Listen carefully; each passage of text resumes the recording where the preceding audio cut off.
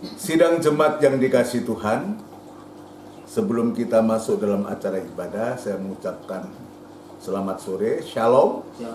Sejahtera Tuhan kiranya tetap dilimpahkan kepada kita semua. Mari kita tundukkan kepala sejenak untuk kita serahkan ibadah ini kepada Tuhan. Bapa yang bertahta dalam kerajaan surga, di dalam nama Tuhan Yesus Kristus, Allah sesembahan dan pujaan hati kami satu-satunya, kami bersyukur Tuhan setelah sepanjang hari Engkau sudah menolong, menyertai, bahkan memberkati kami dalam kegiatan kami masing-masing. Dan sore hari ini kembali Engkau himpunkan kami untuk kami bisa beribadah, memuliakan nama Tuhan. Itu sebabnya kami menyerahkan diri kami ke tangan-Mu, biar Tuhan menolong, memberikan kekuatan yang baru untuk kami bisa mempersembahkan hidup ini berkenan di hadapan Engkau. Sekarang kami serahkan ibadah ini ke tangan Tuhan. Kiranya Tuhan hadir memberkati ibadah ini dari awal sampai pada selesainya. Pelayan-pelayan-Mu yang terkait dalam ibadah pada sore malam hari ini, kami serahkan ke tangan-Mu, biar pemakaian-Mu, pengurapan-Mu nyata kepada kami semua di saat kami memuji membesarkan nama-Mu, sampai pun kami mendengarkan firman-Mu. Segala pekerjaan setan yang coba mengganggu, merintangi dalam ibadah kami, kami sehati panggil nama-Mu yang penuh kuasa, mengusirkan segala pekerjaan setan itu di dalam nama Tuhan Yesus Kristus, darah Kristus yang berkuasa. Terima kasih Tuhan, terima kasih. Kami sambut ibadah kami di dalam nama Tuhan Yesus Kristus.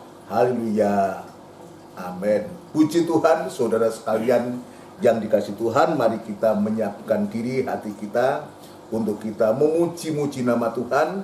Kita akan lakukan pujian dari buku NR nomor 62, bersama malaikat di surga. 62, bersama malaikat di surga.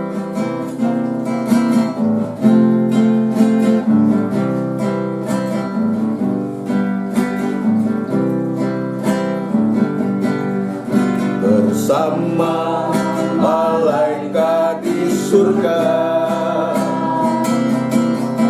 nyanyikan kidung pujian, bermazmur bagimu, muliakan nama-Mu. Yesus, aku memuji-Mu. Tanganku kuangkat, tanganku ku angkat padamu, masuk dalam hadirat-Mu, rasakan kasih-Mu, ku jadi milik-Mu. Yesus, aku menyembah-Mu. Hosana, Hosana,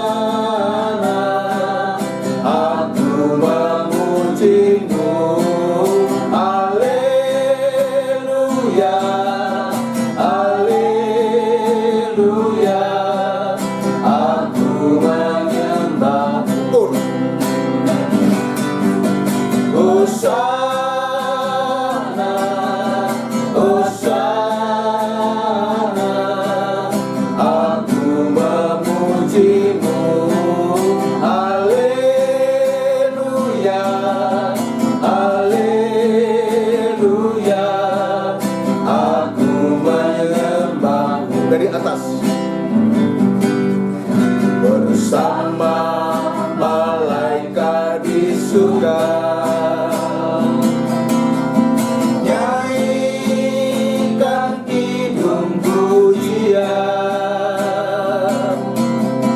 bermazmur bagimu, muliakan nama-Mu. Yesus, aku memuji-Mu. Tanganku ku angkat padamu, tanganku ku angkat padamu, masuk dalam hadirat-Mu,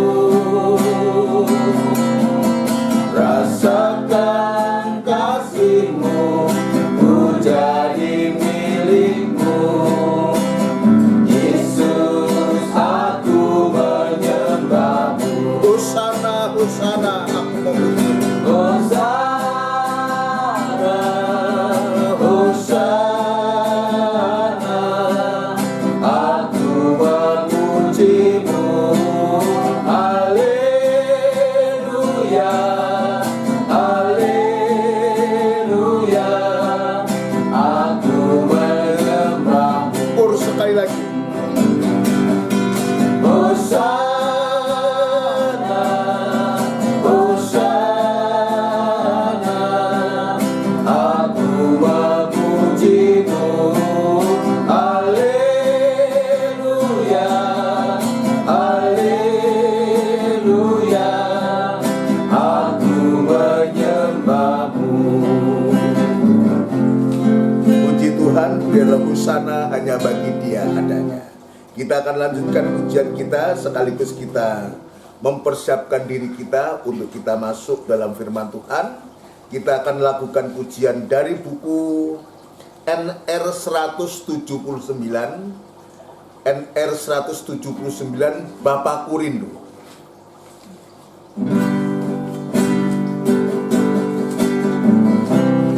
Haleluya.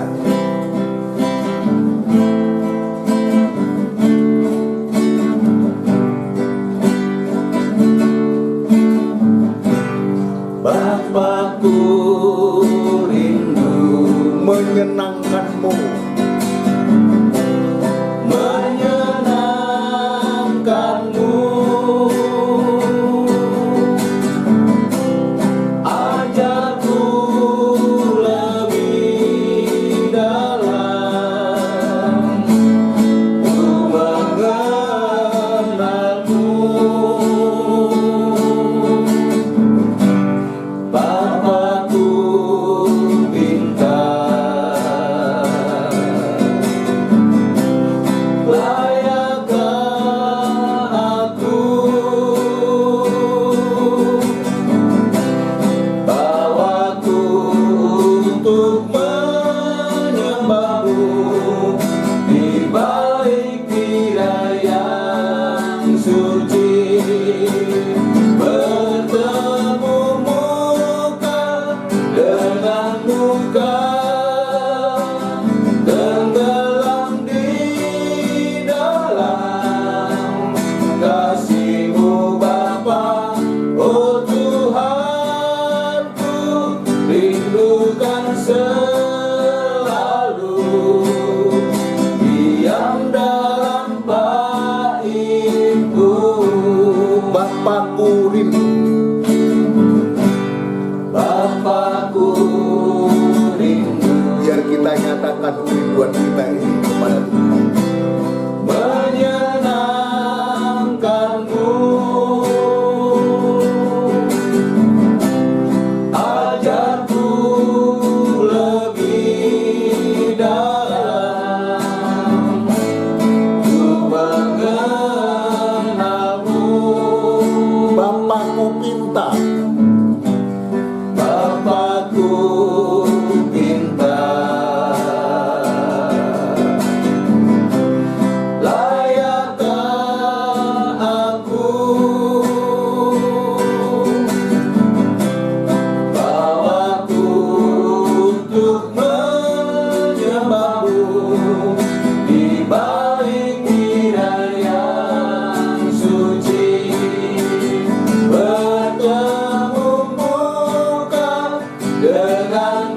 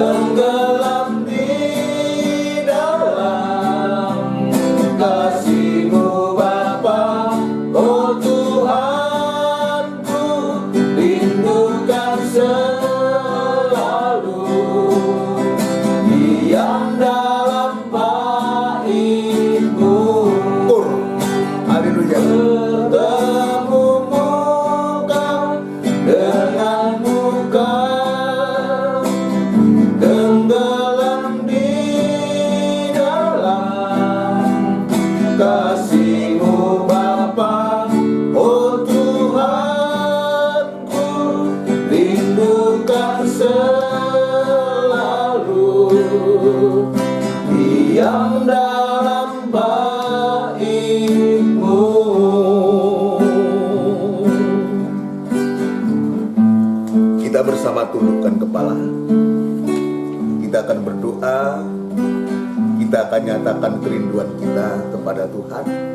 Kita meminta kepada Tuhan supaya Tuhan memberi apa yang kita minta.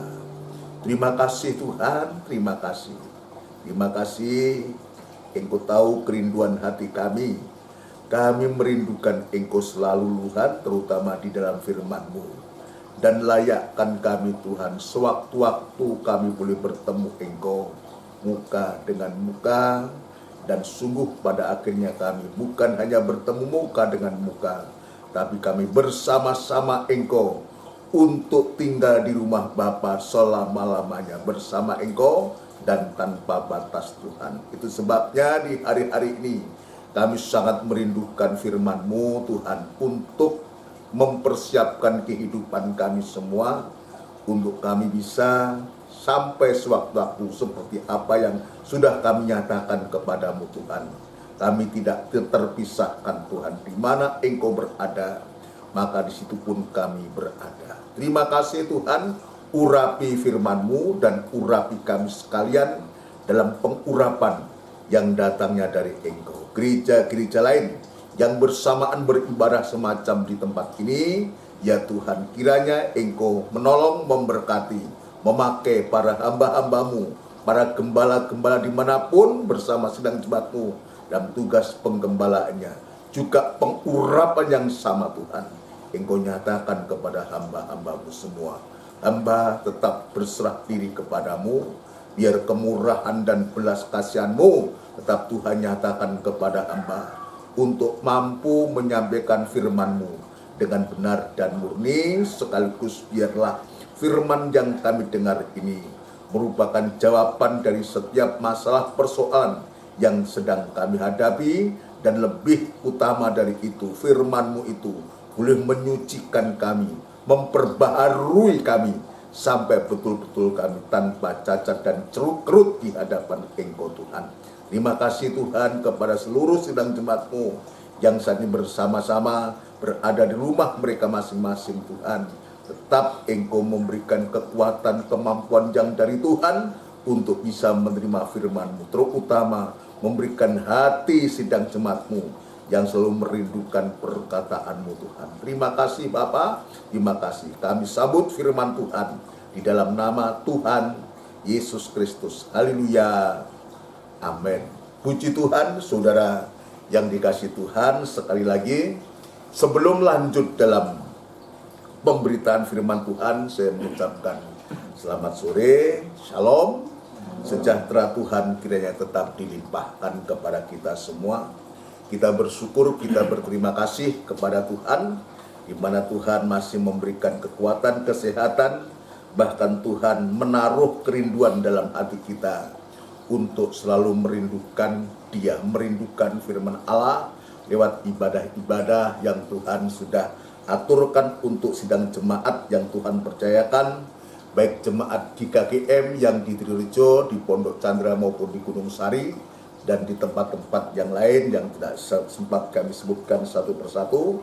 Biar kiranya sidang jemaat ini dalam situasi yang semacam ini, saudara sekalian, suasana pandemi, masih pandemi ini, saudaraku, ya kita tetap digairahkan oleh Tuhan untuk supaya kita tidak terganggu aktivitas kita, ya terutama dalam ibadah-ibadah maupun dalam pelayan Tuhan. Dan di hari-hari ini, ya semakin firman Allah itu semakin kencang untuk kita, untuk supaya betul-betul kita dipersiapkan oleh Tuhan dan mau dipakai Tuhan menjadi suruhan-suruhan Tuhan, menjadi pelayan-pelayan Tuhan.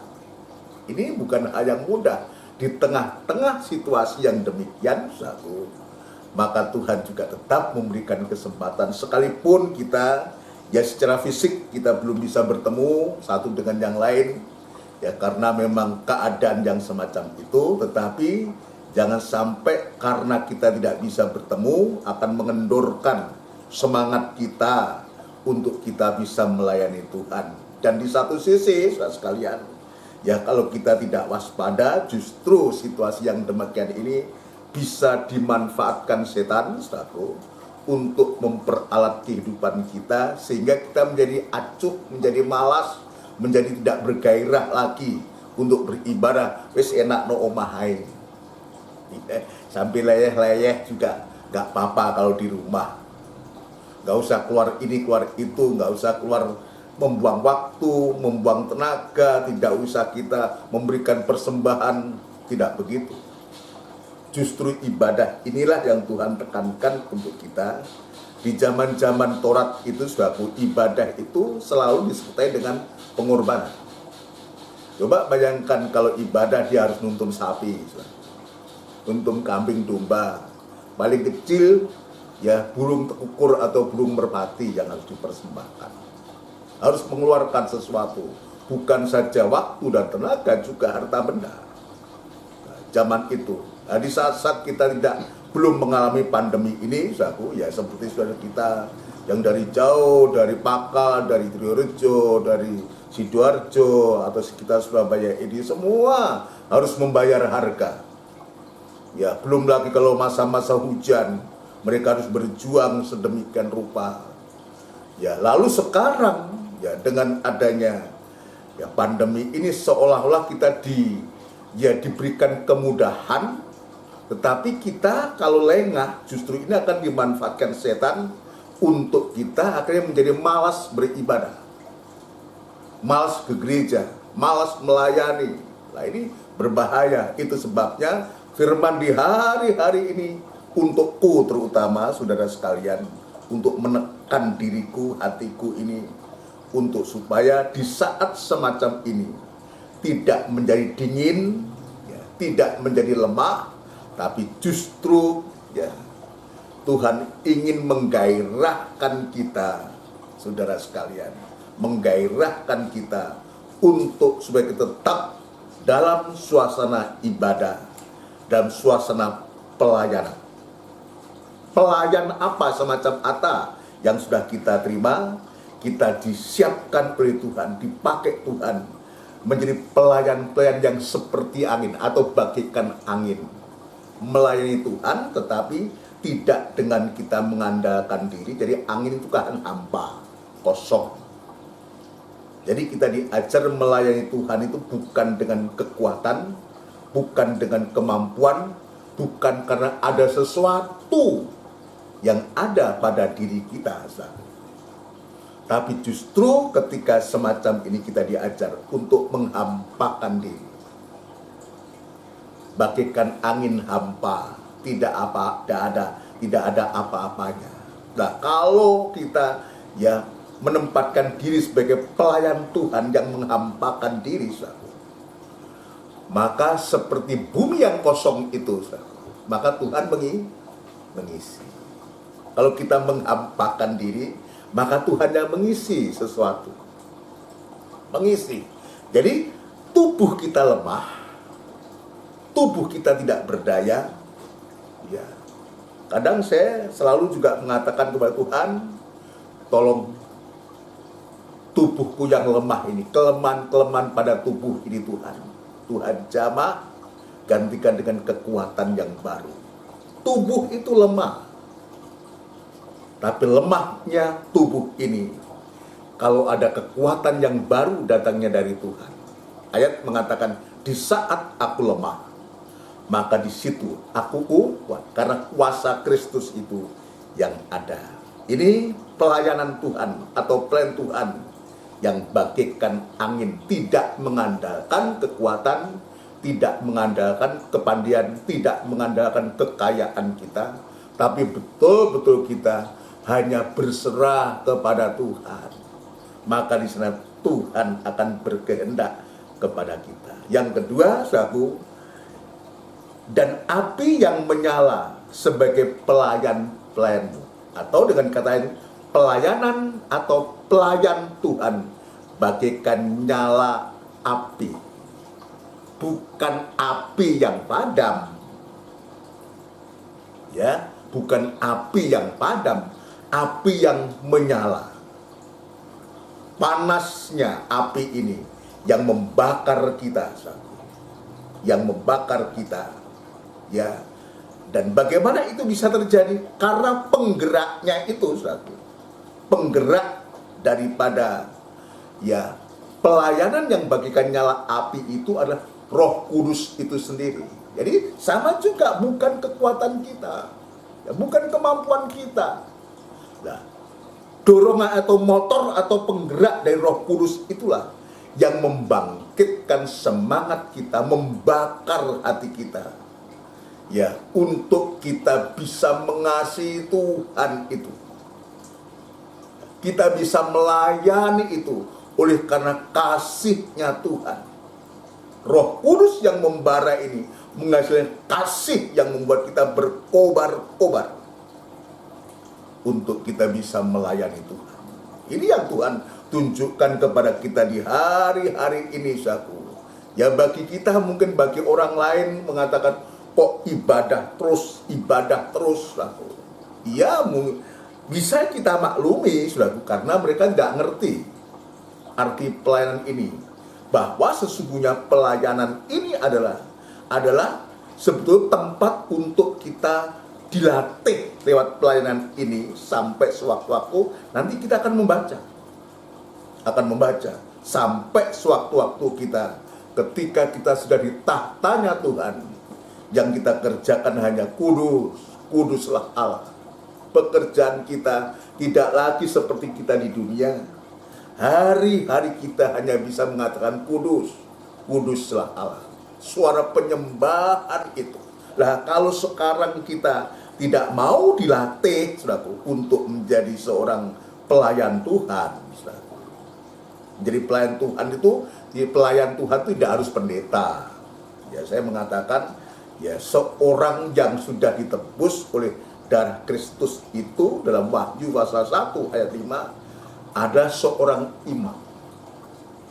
Tugasnya seorang imam itu adalah melayani. Nah, jadi kalau saya sebutkan pelayan Tuhan itu mencakup seluruh sidang jemaat. Ya, memang dalam pelayanan itu ada Tuhan tempatkan tempat-tempat. Tidak semua harus khotbah. Coba bayangkan kalau satu gereja khotbah semua, kayak apa? Maka Tuhan atur.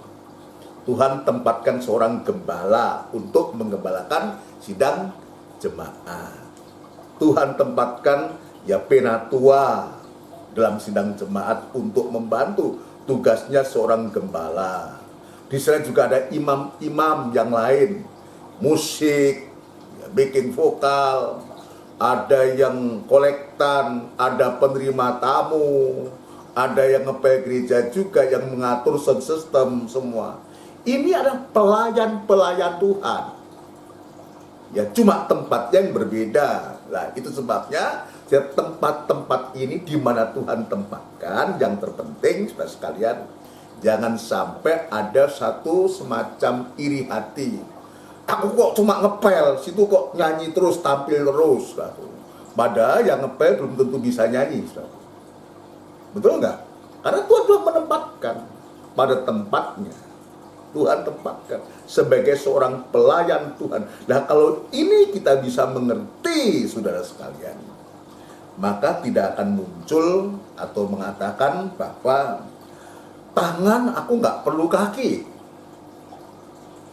aku nggak perlu telinga, aku nggak perlu hidung, aku mau mata saja supaya saya bisa lihat semua. Coba bayangkan kalau semua jadi mata, saudara, maka bisa jadi mata-mata, saudara. Bahaya itu, saudara. Ya, akhirnya itu tidak baik. Itu sebabnya begitu Tuhan itu memberikan satu tempat pada masing-masing kita sebagai seorang pelayan Tuhan. Tapi di sini kita betul-betul, ya, pelayan bagikan nyala api ini betul-betul Tuhan itu menaruh roh dalam hati kita, bukan roh ketakutan, tapi roh yang membangkitkan kekuatan, kasih, dan ketertiban. Untuk apa? Untuk kita bisa tampil sebagai seorang pelayan Tuhan yang bagaikan nyala api, yang terus berkorban, yang terus menyala-nyala untuk kita bisa melayani Tuhan. Kemarin saya sudah menunjukkan, bagaimana suasana tahta surga itu yang Rasul Yohanes perlihatkan kepada kita. Coba kita mengulang membaca dalam kitab Wahyu, saudaraku. Ya, saya akan mengulangi sedikit, saudaraku, supaya tidak terputus. Wahyu pasal yang keempat ayat yang kelima. Wahyu pasal yang keempat ayat yang kelima. Apa yang Rasul Yohanes lihat di takhta Allah itu? Pasal 5. Pasal 4 ayat yang kelima. Dan dari tahta itu keluar kilat dan bunyi guruh yang menderu. Ya, keluar kilat dan bunyi guruh yang menderu. Dan 7 obor menyala-nyala di hadapan tahta itu. Ya, Itulah ketujuh roh Allah. ya. Jadi saya sudah menjelaskan, saudaraku, ini apa yang dilihat oleh Rasul Yohanes ketika dia dibawa oleh Tuhan. Ayat pertama, coba Mas. Kemudian daripada itu aku melihat, Ya, kemudian daripada itu aku melihat, sesungguhnya ya, sebuah pintu terbuka di surga. terus, Dan suara yang dahulu yang telah kudengar ya, berkata kepadaku Ya. seperti bunyi sangkakala.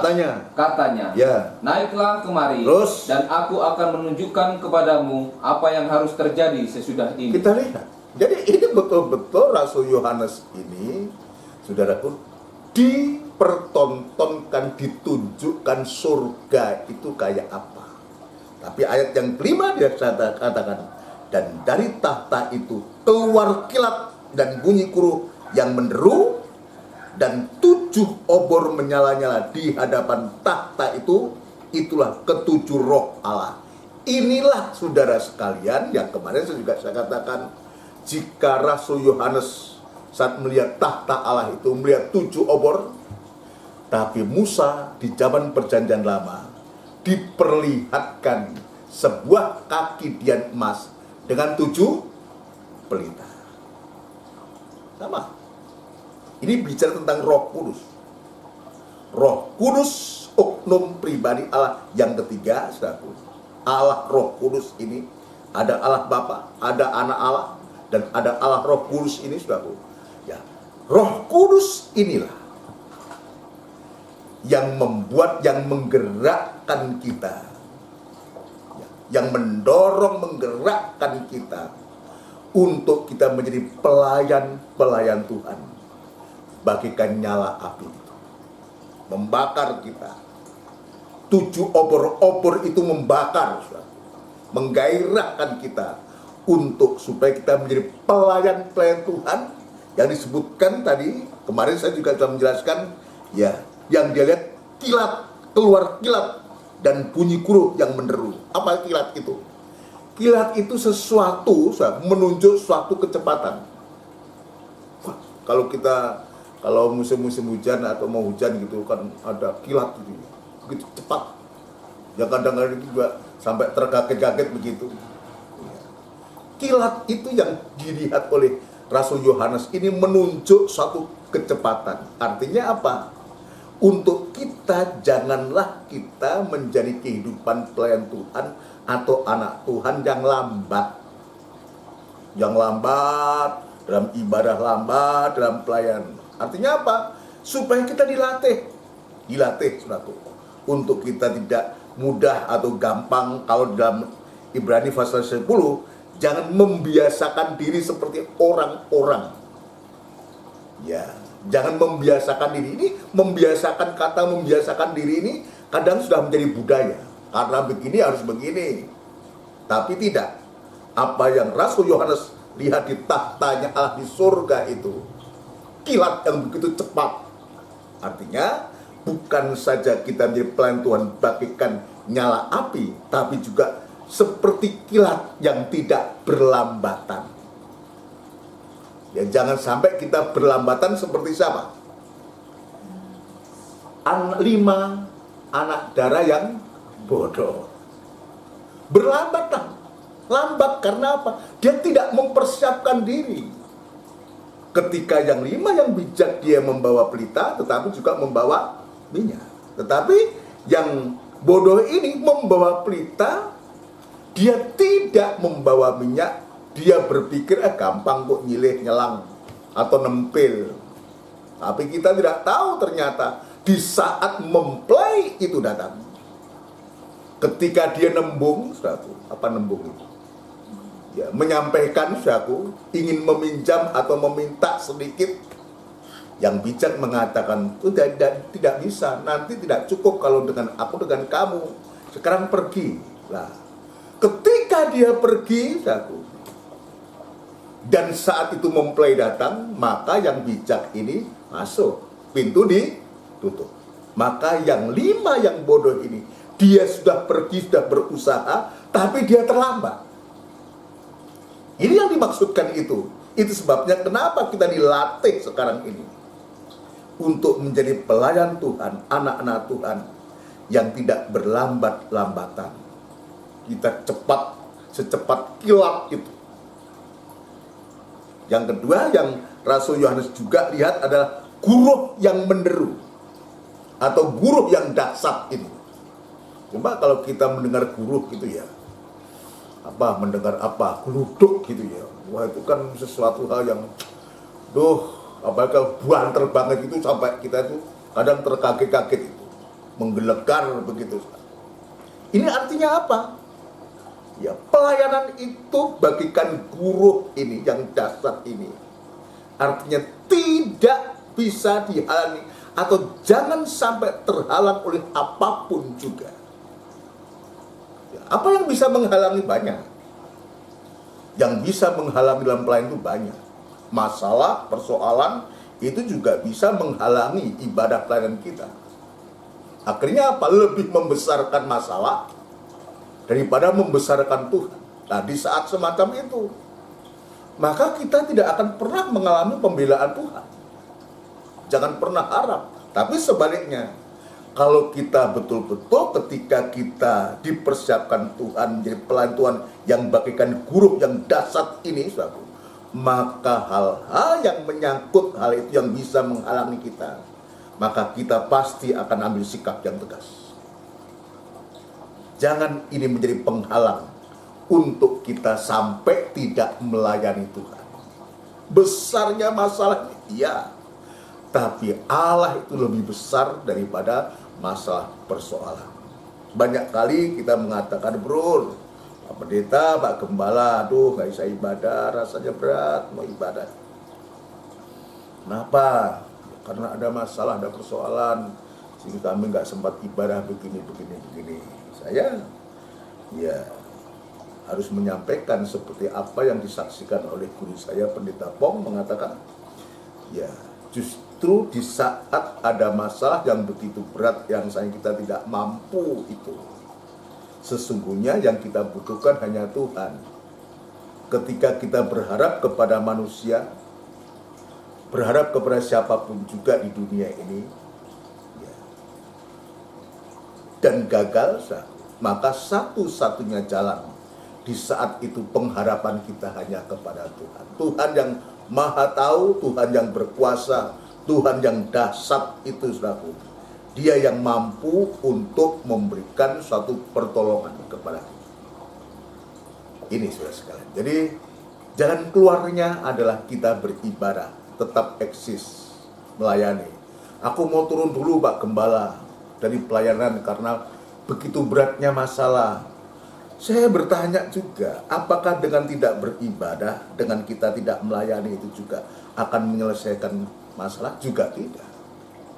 Seperti kemarin saya katakan, cobalah kita bersikap seperti bayi Musa. Tangisan kita itu sampai menimbulkan belas kasihan dari putri Fir'aun. Coba kita, tangisan kita naikkan kepada Tuhan. Aku tidak mampu, aku tidak berdaya. Ya, nanti Tuhan akan memberikan suatu ketenangan kepada kita. Ya, dalam tadi pagi saya menuliskan suatu tulisan dalam WA pagi. Dalam 1 Petrus pasal 4 ayat yang ke-7 itu, atau dibaca lebih baik. Ya, 1 Petrus pasal yang keempat ayat yang ke-7.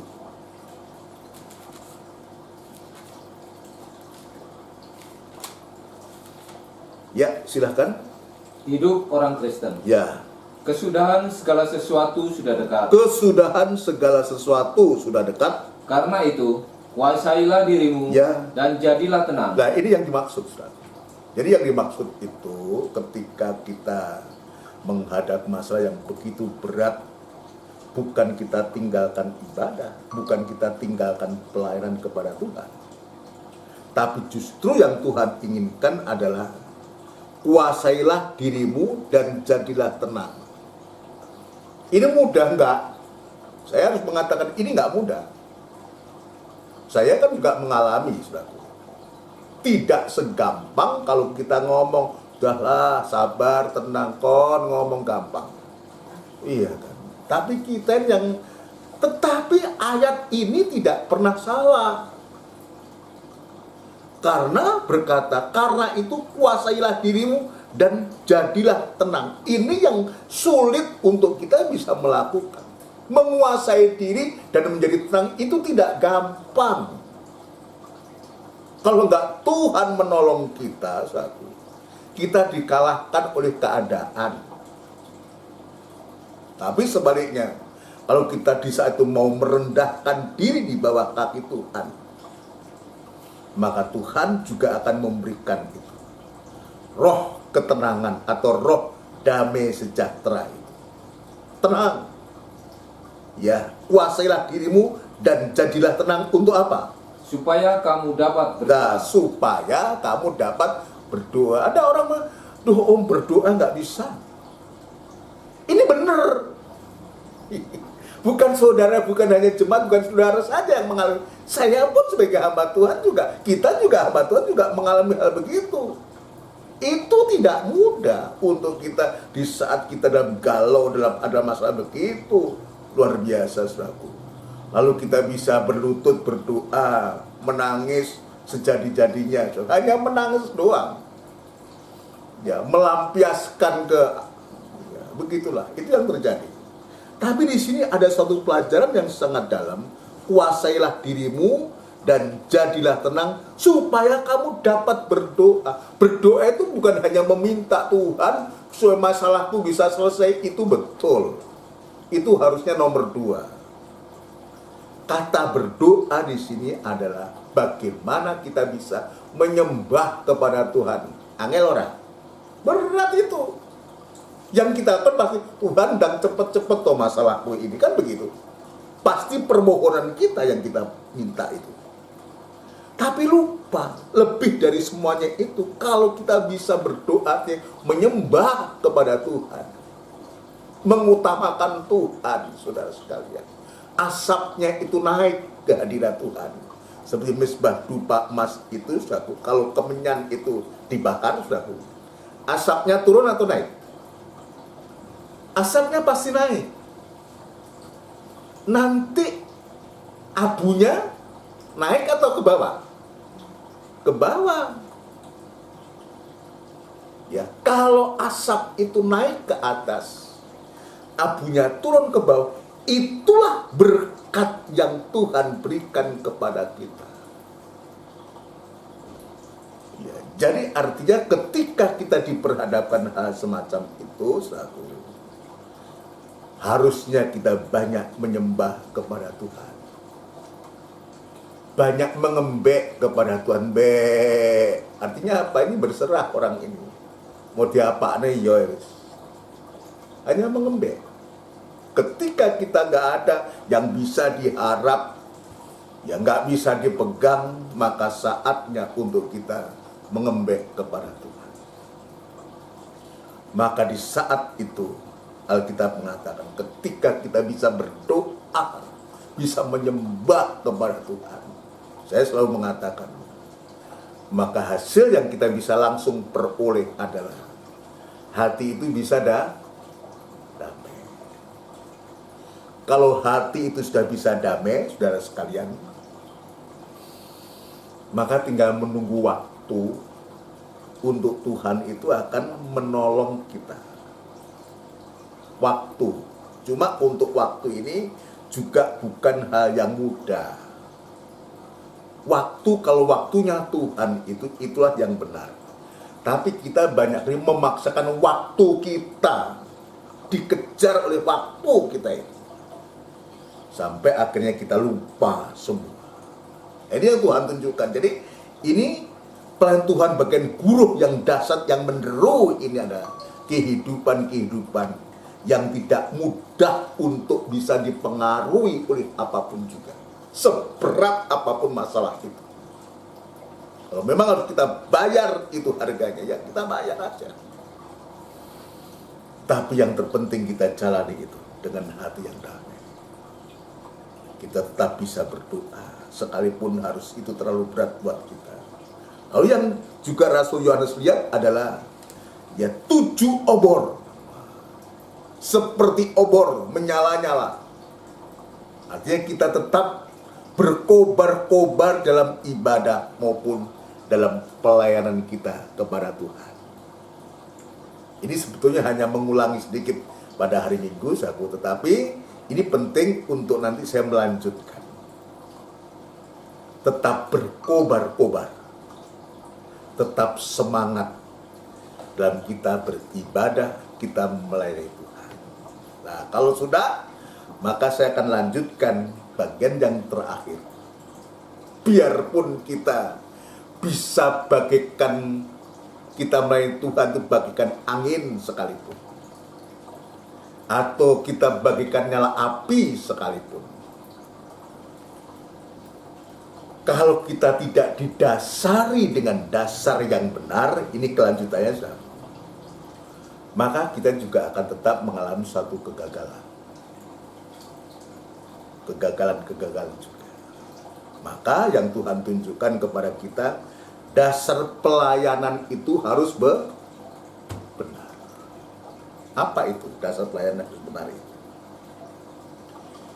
Yang Rasul Yohanes lihat dalam kerajaan surga dan tahta Allah itu, coba kita kembali dalam Wahyu pasal yang keempat. Wahyu pasal yang keempat. Jadi kita beribadah melayani Tuhan itu tidak mencontoh apa yang ada di dunia ini. Wahyu pasal 4 ayat yang ke-8. Nanti sudah bisa baca semua, tapi kita baca ayat yang ke-8 ini.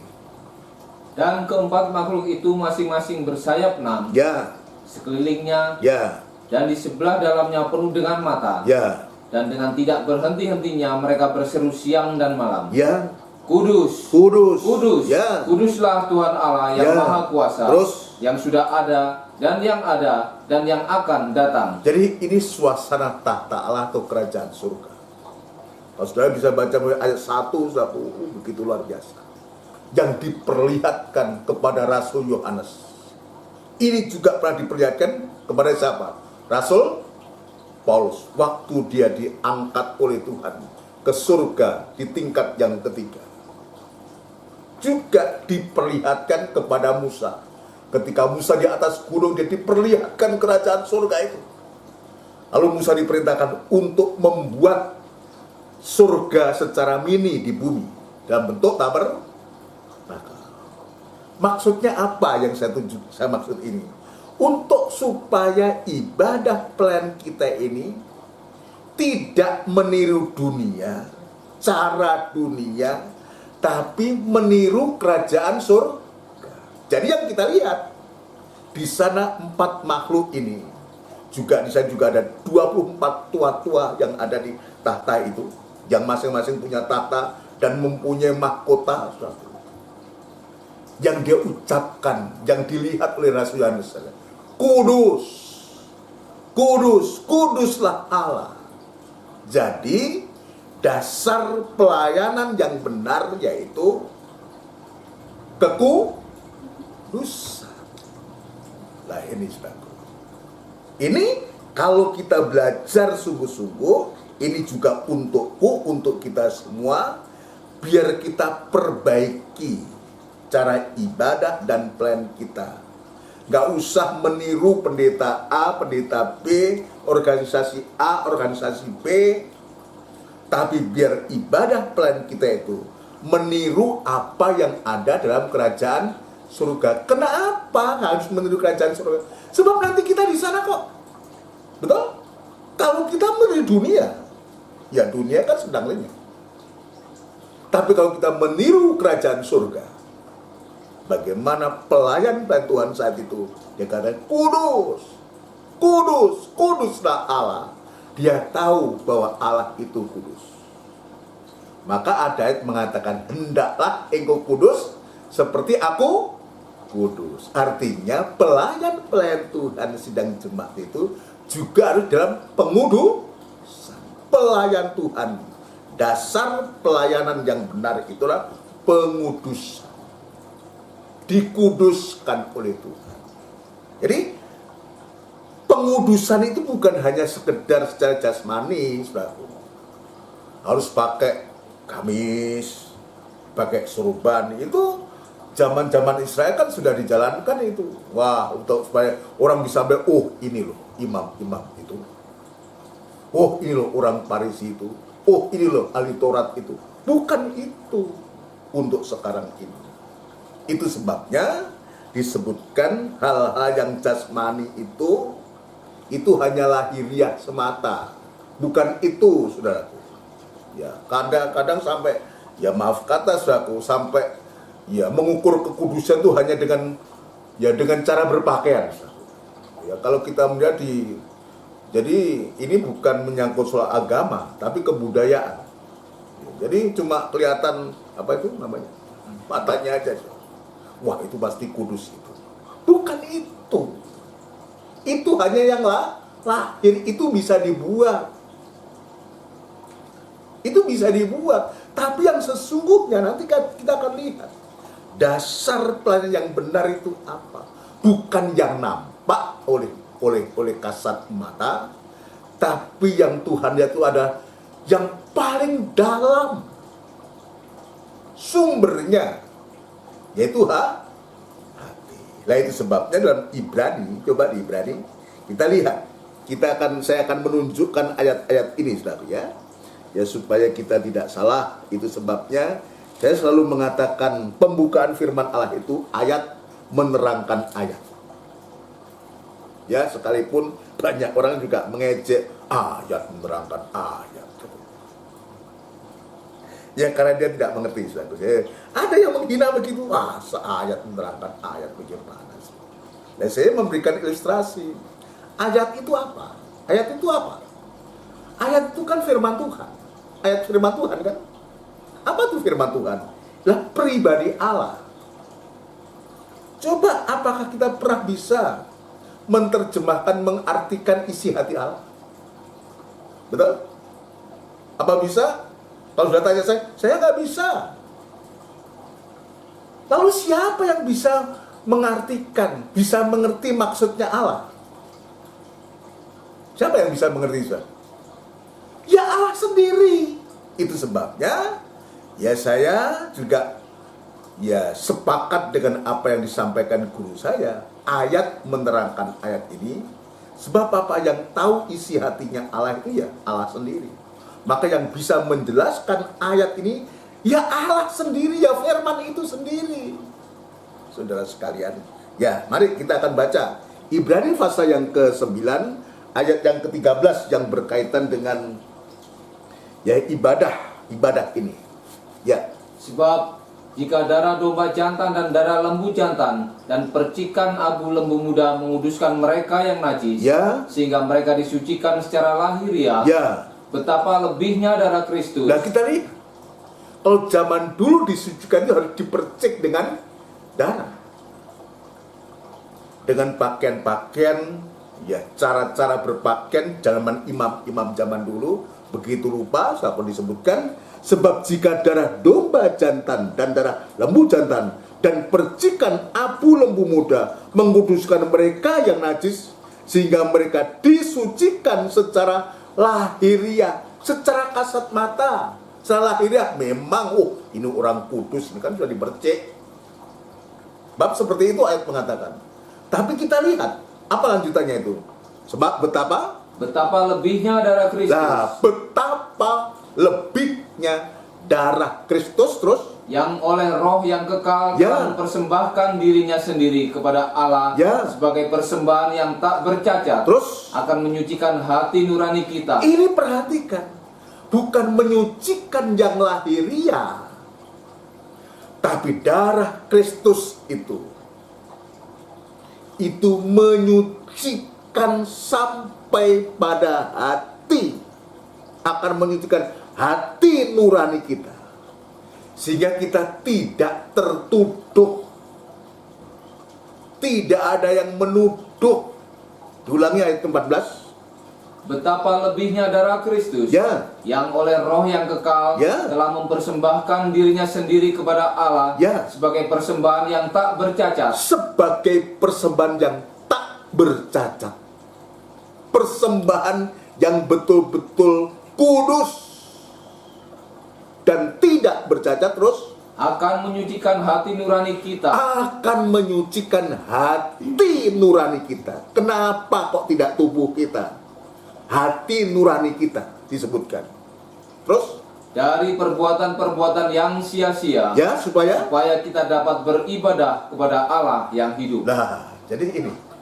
Makanya saya memberikan judul bahwa ya dasar pelayanan itu harus benar. Yaitu kudus. Kudus itu apa? Hati nurani yang diperbaharui. Hati nurani yang disucikan oleh Tuhan. Bukan oleh peraturan, tapi oleh kekuatan darah Kristus. Untuk apa? Untuk supaya kita menjadi layak,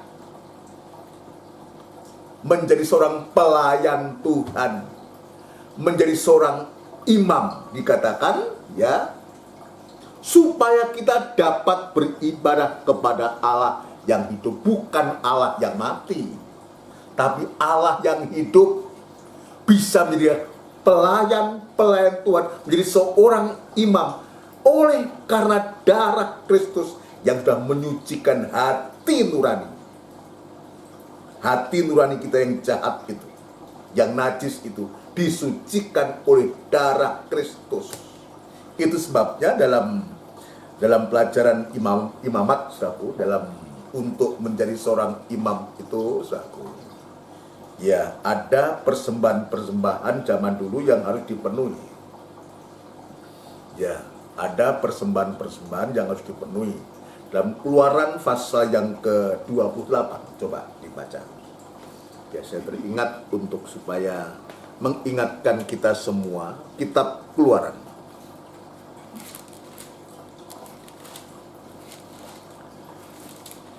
Keluaran pasal 28. Maafkan, pasal 29, ya. Ayat yang pertama.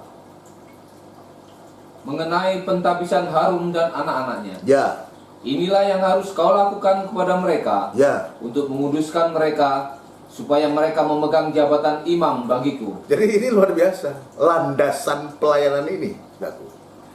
Ya, supaya mereka memegang jabatan imam bagiku. Ya, inilah yang harus kau lakukan kepada mereka untuk menguduskan mereka.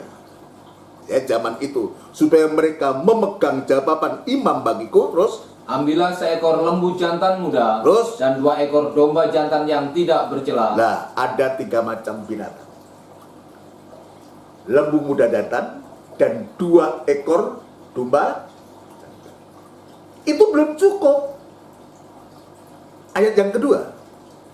Roti yang tidak beragi, Ya. dan roti bundar yang tidak beragi, Terus? yang diolah dengan minyak, Ya. dan roti yang tipis yang tidak beragi, Ya. yang diolesi dengan minyak. Terus? Dari tepung gandum yang Ya. terbaik haruslah kau buat semuanya itu. Nah, ini aturan zaman itu, zaman Taurat dulu, untuk melayani itu, untuk menjadi seorang yang memegang jabatan imam.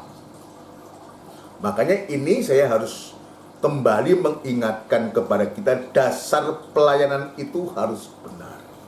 Nanti puncaknya sampai kita betul-betul menjadi seorang pelayan yang mengalami suatu pengudusan atau dikuduskan, untuk supaya kita layak. Dimulai dari lembu jantan muda. Apa itu lembu jantan muda? Itulah kurban pendamaian. Jadi seorang pelayan Tuhan itu, saudara sekalian, dia harus diperdamaikan dengan Allah. Prakteknya adalah berdamai dengan sama. Tidak boleh kita bermusuhan. Apalagi satru-satruan, siwaan, ya janganlah. Kalau kita memang sudah betul-betul kita ya niat atau kita terpanggil atau kita dipanggil oleh Tuhan untuk menjadi seorang pelayan, ya harus ada yang harus kita korbankan. Kita harus memanfaatkan lembu jantanmu dan berdamai dengan Allah, berdamai dengan sesama. Saudara sekalian. Lalu yang kedua adalah domba jantan pertama. Itulah kurban penyerahan. Seorang pelayan Tuhan itu adalah seorang yang menyerah kepada Tuhan, berserah kepada Tuhan apapun yang terjadi. Hanya Tuhan andalan kita. Domba jantan yang kedua adalah kurban tahbisan. Kita dipakai oleh Tuhan. Itu pun belum cukup. Masih harus ada yang namanya roti yang tidak beragi dan roti bundar yang tidak beragi dan seterusnya. Apa itu roti yang tidak beragi? Itulah firman yang roti bundar itu firman yang utuh, bukan firman yang terpecah-pecah, firman yang satu yang bersumber dari Alkitab ini. Saudara sekalian, ini luar biasa kalau kita melihat ini. Prakteknya untuk sekarang jelas harus diperdamaikan, harus ada penyerahan hidup sepenuh, baru kita ditahbiskan dan dibarengi dengan roti yang tidak beragi, roti bundar, roti tipis, dan semuanya ini satu. Inilah firman pengajaran yang murni. Ini roti tidak beragi itu sama dengan firman pengajaran yang murni, yang betul-betul di hari-hari ini mempersiapkan kehidupan kita satu untuk kita disucikan oleh firman. Sampai ayat mengatakan, hendaklah engkau kudus seperti aku kudus. Kejarlah kekudusan, sebab tanpa kekudusan tidak seorang pun bisa memandang Tuhan. Mungkin kita bertanya, lah piye caranya? Terlalu berat buat kita. Jangankan kok kudus benar aja kita ini sudah berjuang. Kok sampai kudus ini bagaimana? Tapi ini firman Tuhan. Yang mau itu bukan kita. Sebab Tuhan yang mengatakan, hendaklah engkau kudus seperti aku kudus.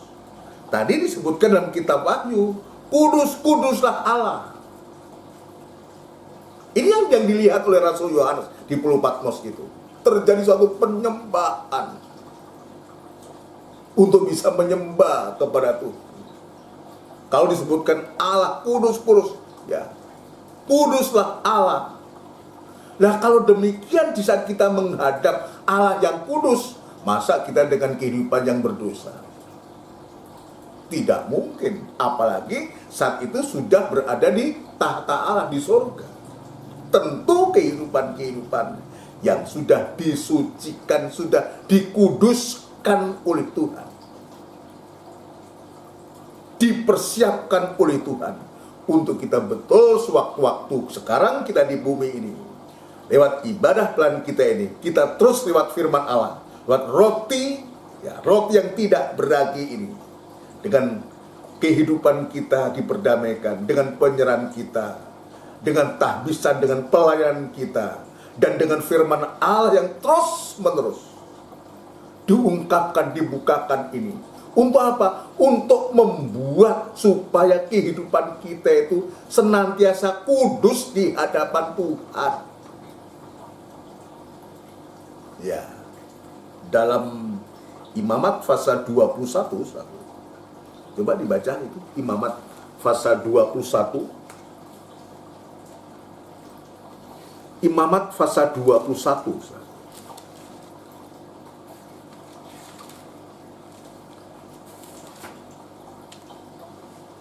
Ini judulnya adalah kudusnya para imam.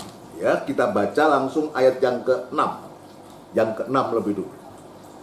Mereka itu harus kudus bagi Allahnya, Ya. dan janganlah mereka melanggar kekudusan nama Allahnya. Ya. Karena merekalah yang mempersembahkan segala korban api-apian Tuhan, Ya. santapan Allah mereka. Terus. Dan karena itu haruslah mereka kudus. Nah, mereka harus kudus.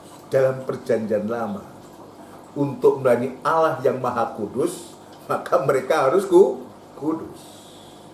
Nah, untuk itu maka ayat 21, perhatikan. Maaf. Pasal 21 ayat 12. Ya. Ayat 12. Janganlah ia keluar dari tempat kudus, Ya. supaya jangan dilanggarnya kekudusan tempat kudus Allahnya. Ya. Karena minyak urapan Allahnya, Ya. yang menandakan bahwa ia telah dikhususkan, Ya. ada di atas kepalanya. Akulah Tuhan. Lah. Kenapa kok Tuhan berkata kepada Harun, selaku mengatakan dengan kepada orang Israel, janganlah ia keluar dari tempat kudus. Dia berkata kepada Musa, maka dari Musa itu lalu dia berbicara kepada Harun tentang peraturan ini, ayat 12, janganlah ia keluar dari tempat kudus supaya jangan dilanggarnya kekudusan tempat kudus Allah, dan seterusnya. Kenapa Tuhan itu menginginkan supaya saat itu imam-imam itu harus tetap, pelayan Tuhan harus tetap dalam tempat kudus. Ya, kalau kita belajar tentang tabernakel, tempat kudus itu sama dengan ruangan suci. Ya. Dan di dalam ruangan suci itu ada 3 macam alat pokok, yaitu mulai pelita emas atau kandil emas, ada meja roti sajian, dan ada mezbah dupa emas. Untuk tetap berada di kemah suci, supaya kita tidak melanggar kekudusan A. Jadi dengan kita berada selalu di dalam ruangan suci ini, yang kita kenal sekarang ini di dalam kandang penggembalaan itu, saudara. Jadi ruangan suci ini bicara tentang kandang penggembalaan dengan 3 macam ibadah yang Tuhan sediakan buat kita. Itulah yang memungkinkan untuk kita tetap dalam kekudusan adanya ibadah raya itu. Bagaimana dalam ibadah raya itu? Ya, ibadah ya yang digambarkan pelita emas itu. Karunia Roh Kudus itu betul-betul dinyatakan. Ada meja roti. Ibadah pendalaman Alkitab seperti sekarang ini yang disertai dengan perjamuan suci. Di sana dia ditampilkan firman yang begitu kencang dan keras untuk menyatakan kekurangan kesalahan kita, supaya jemaat itu betul-betul mengalami penyucian, mengalami pembaharuan, saudara sekalian. Dan puncaknya mezbah dupa emas ini, doa penyembahan, proses perobekan daging ini terjadi. Jadi kalau kita tekun dan tetap setia dalam ruangan suci atau kandang penggembalaan, memungkinkan kita tetap dalam kekudusan, dan minyak urapan itu tetap ada di kepala ini.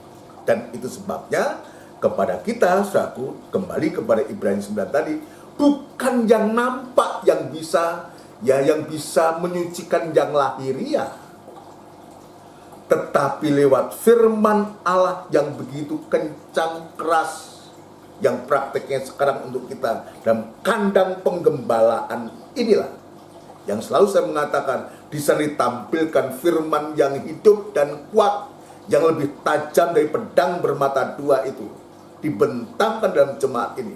Untuk apa? Untuk supaya bukan hanya menyucikan yang lahir, yang nampak, tapi justru sasaran dari ketajaman pedang yang lebih tajam dari pedang bermata 2 ini, sampai menusuk ke dalam atau sumbernya, yang namanya dosa dan kejahatan. Ini penting buat kita. Kenapa ini penting kita kita kembali untuk kita membaca ini, kita belajar ini, supaya ibadah dan pelayanan kita tidak salah di hadapan Tuhan. Dasar ibadah itu benar di hadapan Tuhan. Kenapa? Sebab Tuhan memulai. Dan ibadah pelayanan itu Tuhan memulai dari dalam. Dia menusuk amat dalam, yang memisahkan jiwa dan roh.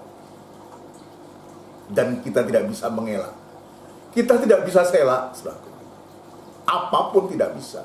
Mungkin mulut kita bisa menutupi, tapi pedang yang lebih tajam bermata dua itu tidak bisa dihalangi oleh apapun juga. Sebab itu pribadi Allah. Biar kita mau tipu-tipu, ya bisa saja. Tapi Allah itu dia langsung menusuk, menyorot hati kita. Sumbernya kejahatan. Kenapa sampai begitu? Karena Tuhan menginginkan. Sebab dia kudus, maka kamu harus kudus. Kuduslah. Sebab Allah itu kudus. Hendaklah engkau kudus, sebab Allah itu kudus. Tadi dalam imamat ini jelas mengatakan supaya jangan dilanggarnya kekudusan tempat kudus Allahnya, karena minyak urapan Allahnya yang menandakan bahwa ia telah dikhususkan ada di atas kepalanya. Akulah Tuhan. Indah saksa. Ya. Tetapi apakah semudah itu? Juga tidak. Ini perlu suatu perjuangan. Kita perlu ada upaya usaha untuk supaya betul-betul dalam Roma 12 katakan, sampai kita bisa mempersembahkan tubuh yang hidup, kudus dan berkenan di hadapan Allah. Itulah ibadahmu yang sejati. Jadi saya kembali kepada ya tujuan pengudusan itu. Dan sasaran pengudusan itu apa? Tadi sebutkan untuk supaya kamu tetap tinggal dalam kemah suci. Supaya tidak dilanggarnya kekudusan Allah itu. Maka firman Allah yang lebih tajam dari pedang bermata dua, yang kita juga sebut firman penggembalaan itu, yang akan betul-betul membongkar sumbernya dosa yang ada dalam hati kita. Ibrani pasal yang keempat. Ibrani pasal yang keempat, saudaraku. Ibrani pasal yang keempat. Ya, 1-2 ayat lagi. Ya, kita akan akhiri untuk PA ini biar betul-betul mantap buat kita. Ibrani pasal yang keempat ayat yang ke-12. Sebab firman Allah hidup dan kuat dan lebih tajam dari pedang bermata dua manapun. Jadi ini kita garis bawahi. Kita yakini. Sebab firman Allah hidup. Jadi bukan Allah yang mati, bukan firman yang mati. Tadi dalam Ibrani menyembah Allah yang hidup, bukan Allah yang mati. Sebab firman Allah hidup dan kuat dan lebih tajam daripada pedang bermata dua manapun. Jadi artinya ini nggak bisa dihalangi oleh apapun juga. Kalau pedang di dunia saya katakan pedang katana, ya itu tajam, langsung putus. Ya babi sak besar bisa putus. Cuma hanya bisa memotong. Saya katakan fungsi dari pedang itu minimal dua. Untuk memotong dan untuk menusuk. Hanya memotong tubuh, hanya menusuk tubuh, membuat orang itu mati. Tapi tidak pernah menyentuh hati manusia. Itu pedang dunia. Tapi kita lihat hidupnya firman Allah, kuatnya firman Allah, tajamnya firman Allah itu sudah sekali. Terus, Mas? Ia menusuk amat dalam. Ia menusuk amat dalam. Sampai memisahkan jiwa dan roh. Tadi saya katakan hanya untuk memotong, hanya untuk menusuk, untuk orang itu mati mungkin. Tapi kita lihat, ia menusuk amat dalam. Kata amat dalam ini luar biasa ini. Ya, sampai memisahkan jiwa dan roh. Sendi-sendi dan sumsum. Ya, Ia sanggup membedakan pertimbangan dan Ya. pikiran hati kita. Ya, perhatikan ayat 13. Dan tidak ada suatu makhluk pun yang tersembunyi di hadapannya. Nah, tidak ada makhluk, satu makhluk pun, dan tidak ada suatu makhluk pun yang tersembunyi di hadapan. Jadi bagi kita bersyukur, berterima kasih jika Tuhan tampil lewat firman Allah yang begitu kencang, tajam, keras, menusuk amat dalam, menusuk untuk mengoreksi, untuk melihat sampai kedalaman hati kita. Saya nggak tahu apa yang ada dalam hati Mas Didit atau Mas Feby dan Mbak Ros, Mbak Minton. Saya nggak tahu kan apa sebetulnya yang boleh. Mungkin nampaknya baik-baik di hadapan saya, tapi apakah kita tahu maksud dari hati itu? Betul? Coba bayangkan terjadi baru-baru ini, bagaimana orang itu sengaja sate dikasih apa itu? Cyanida. Coba bayangkan. Ditujukan untuk seseorang, untuk membunuh seorang. Apa pernah tahu yang dituju itu bahwa ternyata seorang ibu atau seorang perempuan dia yang memberikan sate itu dengan sudah disianida? Kan nggak pernah tahu. Ujuk-ujuk terkapar yang makan itu dan mati. Tidak pernah tahu kita maksud hatinya seseorang itu. Tapi di sini firman yang hidup, yang kuat, yang lebih tajam dari pedang bermata dua, dia katakan, dan tidak ada suatu makhluk pun yang tersembunyi di hadapannya. Ini luar biasa. Maksudnya untuk apa? Bagi kita, sebab ini menyangkut soal pelayanan ini. Pelayanan yang berkenan, landasan pelayanan itu pengudusan, untuk supaya dia menusuk amat dalam. Supaya maksudnya ya disebutkan di sini, ya apa itu? Tidak ada suatu makhluk pun yang tersembunyi di hadapannya, artinya supaya dengan tampilnya firman ayat keras dan tajam itu adalah untuk sampai betul-betul kita ada satu pengakuan benar, Tuhan, aku orang berdosa, aku orang jahat, aku orang najis. Kalau saja suami dipaksakan oleh istrinya untuk mengaku, belum tentu kok. Gengsi, harga diri, wah apa kata istri kalau aku ngomong, betul kan? Padahal ada tipu-tipu. Ada sesuatu yang disembunyikan oleh suami itu atau istri itu. Bisa ditutupi dengan sesuatu. Tapi kalau firman Allah yang lebih tajam dari pedang bermata dua, menusuk amat dalam, apapun yang kita sembunyikan itu juga percuma. Itu percuma. Ini tidak ada sesuatu yang tersembunyi di hadapannya. Terus sebab segala sesuatu telanjang dan terbuka di depan mata ya, Dia, terus yang kepadanya kita harus memberikan pertanggungan jawab. ya, yang kepadanya kita harus memberikan satu pertanggungan jawab. Itu sebabnya jelas Tuhan menunjuk kepada hati kita yang ada sumbernya malapetaka. Kalau hati kita benar, hati kita kudus, tidak masalah. Tapi kalau ternyata hati ini jahat, kotor dan najis, maka ini yang harus ditusuk amat dalam. Untuk supaya apa? Hati yang kotor najis itu Tuhan gantikan dengan tumpukan roti. Bagikan meja yang di atasnya ada roti. Meja hati yang siap untuk menerima roti itu. Tuhan gantikan itu. Dia menusuk amat dalam. Dan kejahatan dosa itu semua disingkirkan oleh Tuhan. Dibersihkan oleh Tuhan. Dan Tuhan gantikan dengan 12 tumpukan roti. Bagikan meja roti sajian itu. Ini yang Tuhan tunjukkan kepada kita.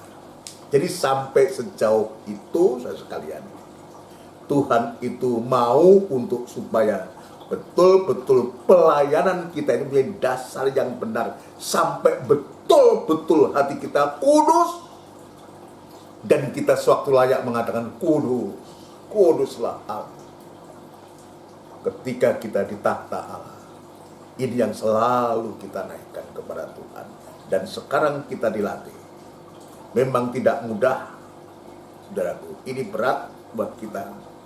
Tapi demi untuk supaya kita layak di hadapan Tuhan, maka Tuhan hanya menginginkan itu untuk kita semua. Ayo, Markus pasal yang ke-7.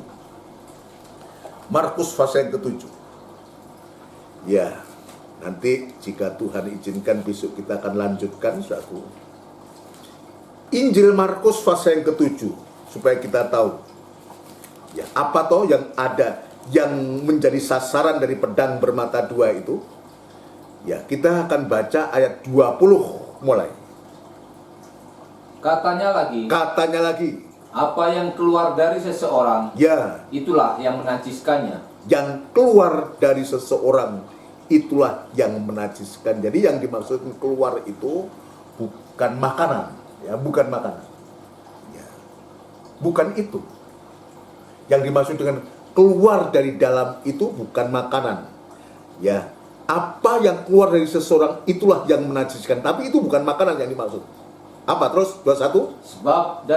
Sebab dari dalam, dari hati orang. Nah, jadi bukan dari perut, saudaraku.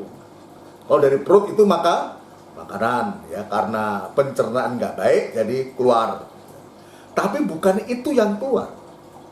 Bukan dari perut, tetapi dari dalam hati. Kita lihat jelas. Sebab dari dalam, dari hati orang, timbul segala pikiran jahat. nah, ini yang saya katakan, itu sebabnya pedang yang hidup itu, pedang, ya, firman yang hidup, kuat dan lebih tajam bermata dua itu, menusuk amat dalam. Kenapa? Ternyata sebab dari dalam, dari hati orang timbul segala pikiran jahat. Belum perbuatan kan? Belum kan? Baru pikiran jahat. Jadi Tuhan menggasak dulu bukan dari perbuatannya, tapi dari sumbernya perbuatan. Itu sebabnya ada ayat mengatakan, janganlah engkau membunuh. Itu perbuatan. Tetapi aku berkata kepadamu, jika engkau marah tanpa sebab atau membenci saudaramu, membenci itu sudah perbuatan atau belum? Belum perbuatan. Nanti perbuatannya adalah kalau dia sudah hatinya membenci, tinggal menunggu waktu, mengatur waktu untuk dia membunuh. Jadi itu sebabnya ayat mengatakan timbul segala pikiran jahat. Jadi yang menjadi sasaran Tuhan itu untuk kehidupan kita bukan saja perbuatannya, tapi terutama adalah niatnya yang ada dalam hati. Itu yang harus dimatikan. Yang menjadi sasaran Tuhan itu niatnya itu. Ya, terus atau diulangi ayat 21, sebab dari dalam, ya, dari hati orang, ya, timbul segala pikiran jahat. Nah, sekarang perhatikan. Percabulan, percabulan, pencurian, pembunuhan, ya, perzinahan, ya, keserakahan, ya, kejahatan, terus, kelicikan, ya, hawa nafsu, terus, iri hati, terus, hujat, ya, kesombongan, ya, kebebalan. terus. Semua hal-hal jahat ini timbul dari dalam dan menajiskan orang. Lah, ini yang membuat kita cemar, yang membuat kita tidak layak untuk melayani. Ini semua ada dalam hati kita. Ini belum pada perbuatan loh ini. Ya, pembunuhan dengan roh kebenciannya. Ini kita lihat. Nah, kalau itu tidak dikerjakan oleh firman, kalau kehidupan kita tidak mengalami pembaharuan dari firman, tidak mengalami tajamnya pedang yang bermata dua, kekuatan firman yang hidup dan kuat, saudaraku, maka 12 dosa ini nanti sudah baca. Ini ada 12 dosa jumlahnya. Aku juga heran, apa dipas-paskan atau bagaimana, saudaraku. 12 dosa yang ada dalam hati manusia itu, kalau ini tidak digarap, dikerjakan oleh Tuhan, bagaimana kita bisa melayani Tuhan? Coba katakanlah, ya ada yang pertama, ada roh percabulan, ada roh pencurian, pembunuhan, ada roh perzinahan. Kalau ada ini nggak usahlah banyak, satu saja ada roh percabulan, ini sudah akan merusak gereja. Apalagi kalau itu yang melakukan gembala, hancur sudah. Makanya itulah perlu jemaat berdoa untuk gembalanya. Kalau sampai itu terjadi, itu sama dengan meracuni seluruh jemaat. Ada roh percabulan aja, kan banyak begitu kan? Banyak kok yang begitu. Kita tidak menginginkan, tidak menghendaki, itu sebabnya seorang gembala perlu untuk didoakan jemaat. Jangan sampai roh ini ada. Bisa juga ini juga ada pada jemaat. Ada pelayan-pelayan Tuhan, anak-anak Tuhan, imam-imam. Roh-roh ini. Itu sebabnya kenapa tadi dalam imamat mengatakan seorang imam itu harus ada di dalam kemah suci, di ruangan kudus ini. Artinya harus tetap setia dalam penggembalaan itu. Kenapa? Ini tujuannya, supaya firman Allah itu senantiasa betul-betul, setiap kali kita mendengar firman Allah itu memberikan koreksi, sampai betul-betul hidup kita disucikan oleh Tuhan. Bukan kita suci, kita suci oleh karena kita disucikan oleh Tuhan. Ini menjadi landasan yang kuat, saudara sekalian. Menjadi landasan yang kuat untuk kita. Akhirnya kalau kita ada kekudusan Allah itu ada, dan kita dikuduskan oleh Allah dari 12 perkara ini yang bisa menajiskan orang ini, betul-betul kita akan dimampukan oleh Tuhan untuk kita menjadi seorang pelayan Tuhan. Nanti jika Tuhan jadi besok, suatu pelayan Tuhan yang disebutkan juga, pelayan Tuhan yang bisa membawa bau atau menebarkan bau harum yang keluar dari mulutnya itu, betul-betul setiap kali keluar kata-kata itu, yang keluar adalah berkat. Sebab ini yang ditunggu, yang sedang ditunggu oleh jemaat, oleh anak-anak Tuhan atau orang-orang yang belum mengenal Tuhan. Apa toh yang keluar dari mulut itu? Kejahatan kalau hati itu tidak diperbaharui, tidak melalui ketajaman pedang, ya kejahatan semata-mata yang timbul dari hati kita. Tapi kalau kehidupan dikerjakan oleh firman Allah, bukan ini yang muncul, maka 12 dosa itu, maka Tuhan gantikan dengan 12 tumpuk roti. Itulah firman Allah itu, penuh dalam hati kita. Maka setiap kita berkata-kata, yang keluar itulah firman Allah. Yang keluar itu kata-kata yang membangun. Ya nggak usah jauh-jauh lah. Seorang suami yang keluar dari mulutnya ada kata-kata yang membangun, yang menyejukkan istrinya kepada anaknya, juga sebaliknya. Seorang gembala, kata-kata yang juga bisa menyejukkan seluruh sidang jemaat. Ketika jemaat-jemaat itu ada masalah persoalan, sejuk, memberikan suatu dorongan, memberikan suatu harapan yang keluar. Jika Tuhan izinkan besok kita akan pelajari ini. Sebabnya biar di hari-hari ini, biar kita periksa kembali, kita sudah sekian lama melayani Tuhan, sekian lama menjadi seorang imam-imam, seorang pelayan-pelayan Tuhan. Tapi jangan kita menjadi bosan jika Tuhan ingatkan, dasar pelayan kita harus benar, harus berdiri di atas kekudusan Allah, supaya kita senantiasa bisa memandang Allah. Tanpa kekudusan, tidak seorang pun bisa memandang Tuhan. Itu sebabnya berusahalah berdamai dengan semua orang, kejarlah kekudusan, dan tanpa kekudusan tidak seorang pun bisa memandang Tuhan.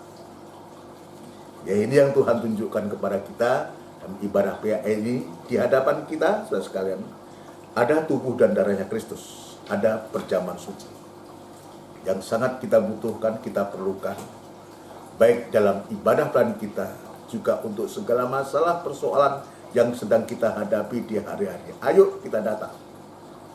Kurban Kristus saja yang mampu untuk memampukan, menolong kita. Puji Tuhan. Mari kita akan pujikan nomor 286, yang kusembah hanya Yesus.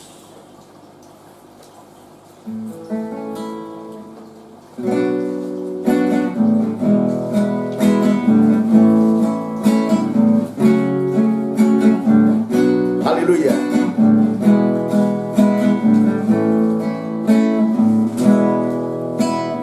Yang kusembah hanya Yesus, yang kupuja hanya Yesus, yang kusanjung hanya Yesus, sebab Kau Allahku, Yesus Kau Allahku,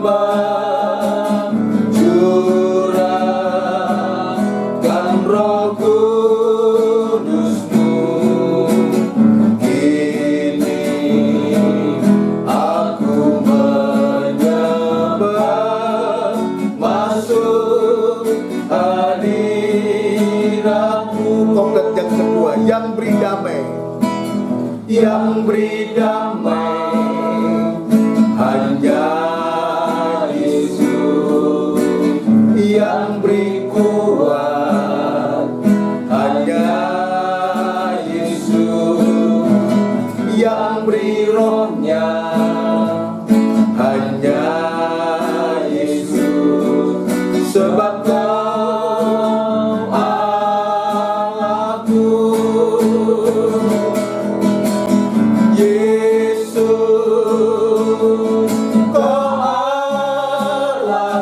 Haleluya. Yesus, Engkau Tuhanku. Yesus, Engkau Rajaku yang turun ke dunia. Yesus, Kau kusembah, curahkan Roh Kudus-Mu. Ini aku menyembah, masuk hadirat-Mu.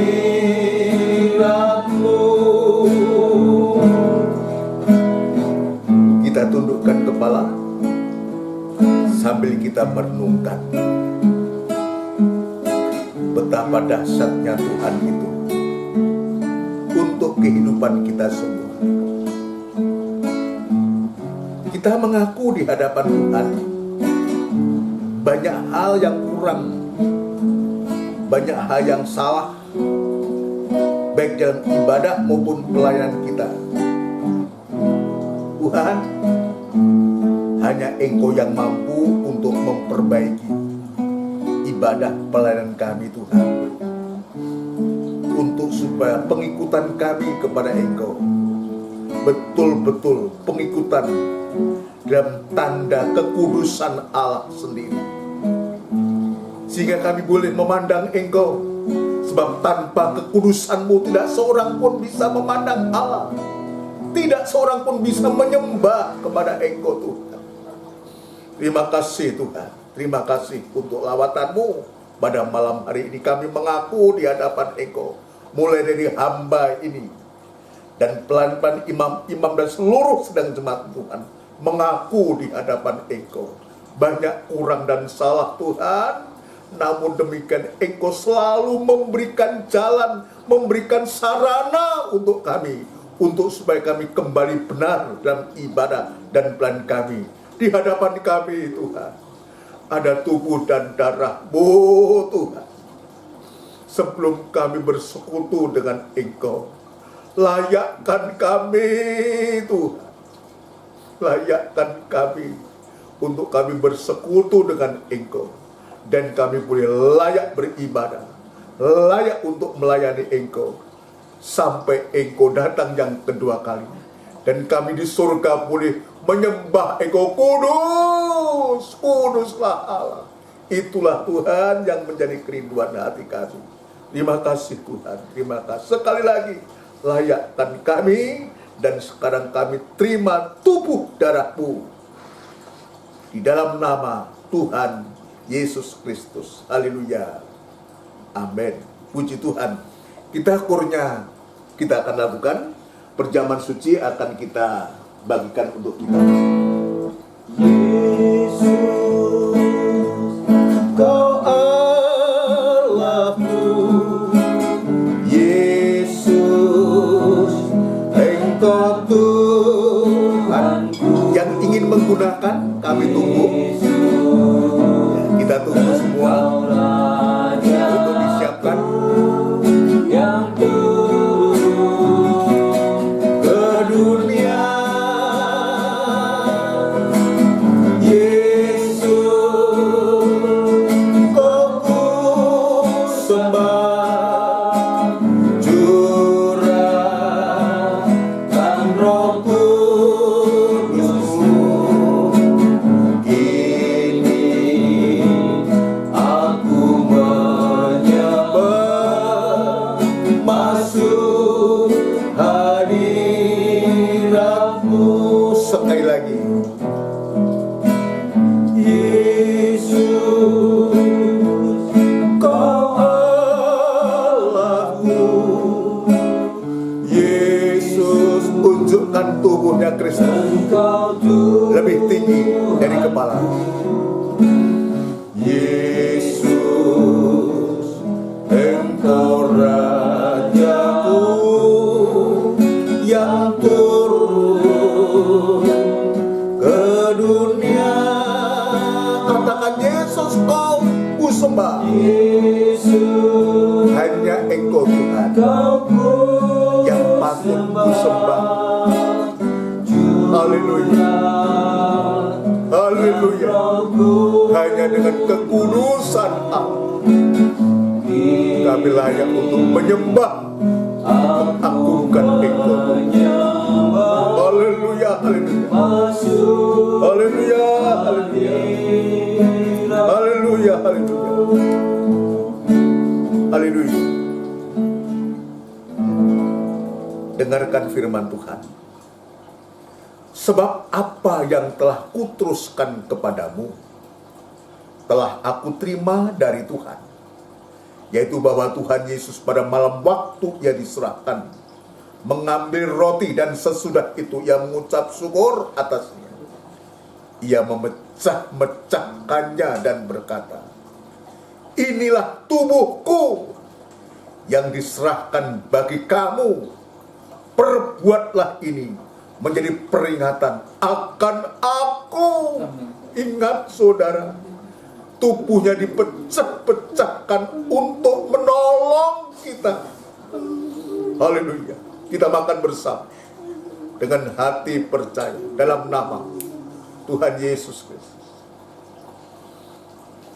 Haleluya. Terima kasih. Terima kasih. Ya Rabayasa, ya Rabayatori, Rabayasa. Wujudkan darahnya Kristus lebih tinggi dari kepala. Taruh tangan kiri di atas dada. Apa yang menjadi persoalan masalah kita bawa kepada Tuhan. Katakan, aku tidak mampu Tuhan. Haleluya. Darah Kristus ini bukan obat, tapi ini kuasa Tuhan. Haleluya. Dengarkan firman Tuhan. Demikian juga yang mengambil cawan sesudah makan lalu berkata, cawan ini adalah perjanjian baru yang dimeteraikan oleh darahku.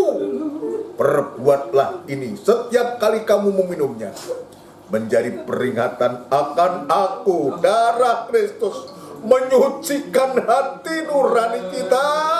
Haleluya. Kita minum bersama dengan hati percaya dalam nama Tuhan Yesus Kristus. Haleluya. Unjukkan kedua tangan kita. Berikan ucapan syukur kepada Tuhan. Haleluya. Haleluya. Haleluya. Haleluya. Nanti Mas Didit berdoa. Sebab setiap kali kamu makan roti ini dan minum cawan ini, kamu memberitakan kematian Tuhan sampai Ia datang kembali. Kami menyembah Engkau, Yesus, Kau Allahku.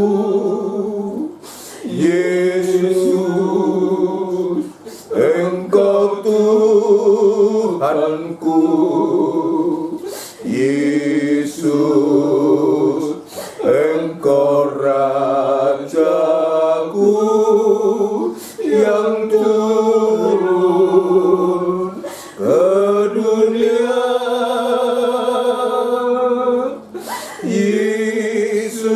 Yesus, Kau sembah, curahkan Roh Kudus-Mu. Ini aku menyembah, masuk hadirat-Mu. Haleluya. Kami menyembah, kami menyembah.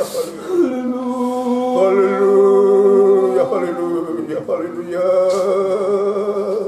Engkaulah Tuhan kami, Engkaulah Allah kami, dan Engkau yang layak menerima sembah dan puji ya Tuhan.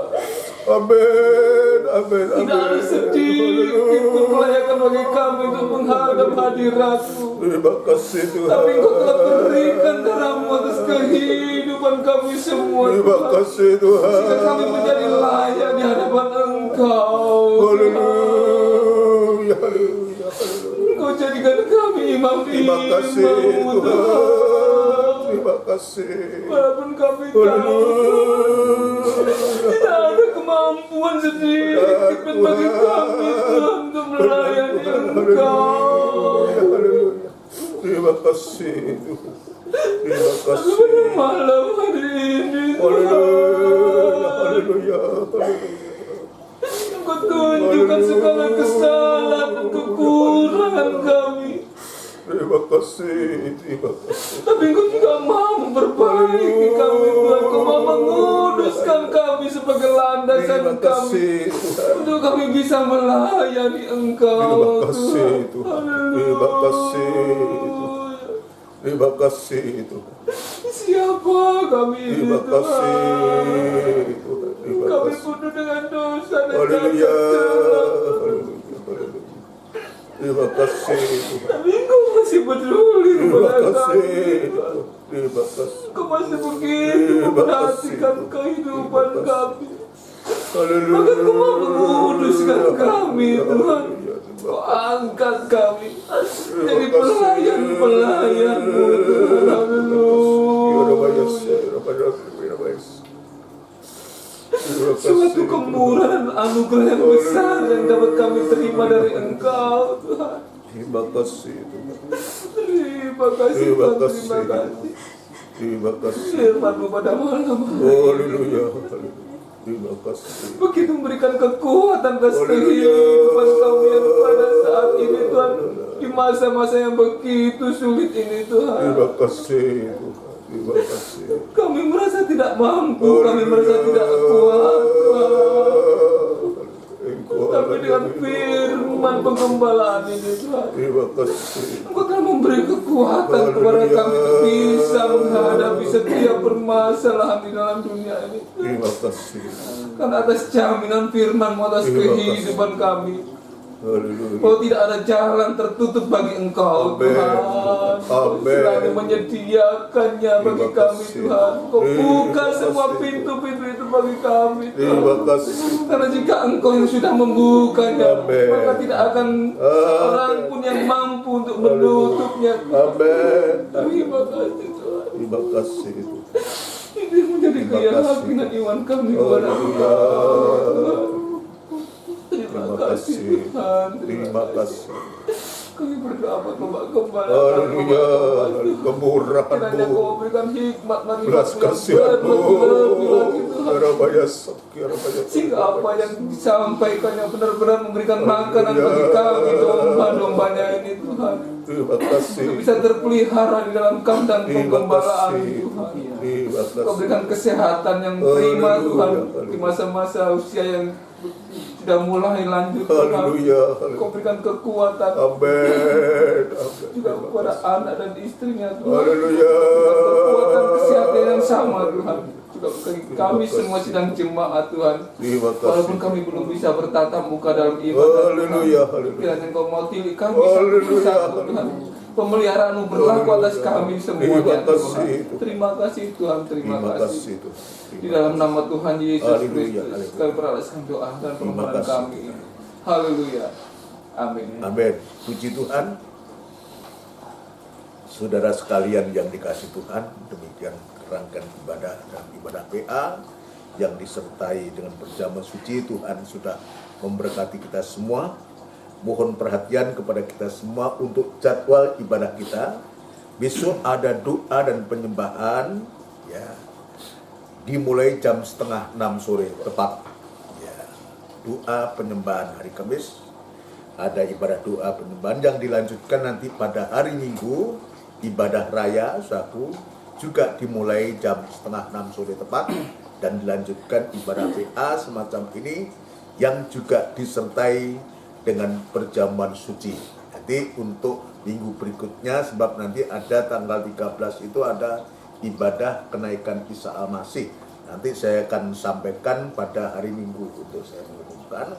Juga saya mohon untuk supaya nanti juga imam-imam pelayan-pelayan Tuhan yang terkait dalam pelayan-pelayan ibadah-ibadah yang sudah disediakan kepada kita untuk mempersiapkan diri, ya, untuk mempersiapkan diri untuk supaya betul-betul lewat firman Tuhan pada sore malam hari ini kita diperbaharui pandangan kita, wawasan kita tentang pelayanan, terutama dasar pelayanan kita betul-betul diperbaharui oleh Tuhan.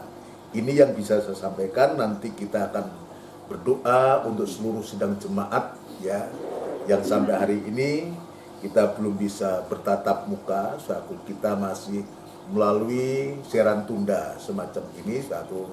Tapi biar itu kita nyatakan kepada Tuhan sampai nanti Tuhan buka jalan untuk supaya kita bisa bertatap muka kembali, untuk kita bisa bertemu saudara sekalian. Dan juga perlu saya menyampaikan tetap di hari-hari ini kita tetap taat apa yang sudah diaturkan oleh pemerintah kita, prokes, protokol kesehatan satu untuk diri kita, juga untuk melindungi diri kita, melindungi orang lain ini, ya, yang bisa saya sampaikan.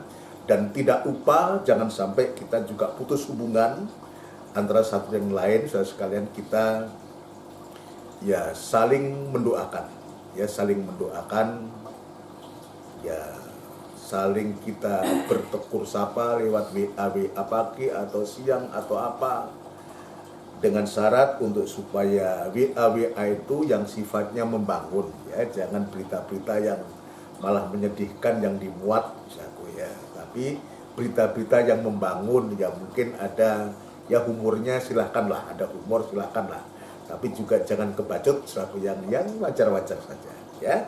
Ya, untuk kita saling menghibur, saling menguatkan, untuk kita tetap semangat ya dalam pengikutan kita kepada Tuhan. Ini yang bisa saya sampaikan.